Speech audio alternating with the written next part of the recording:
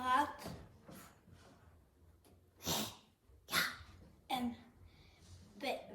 Welche Vogelart bist du? Ich habe geschätzt, eine Mischung zwischen einem Papagei und ein Rabe. Du scheinst ein schlauer Junge zu sein. Ja, das stimmt. Meine Mutter ist ein Papagei. Mein Vater ein Rabe.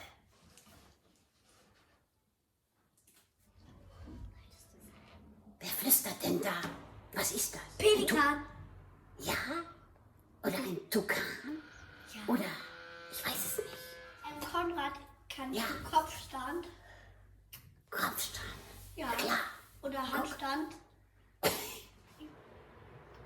Ich kann es nicht so richtig.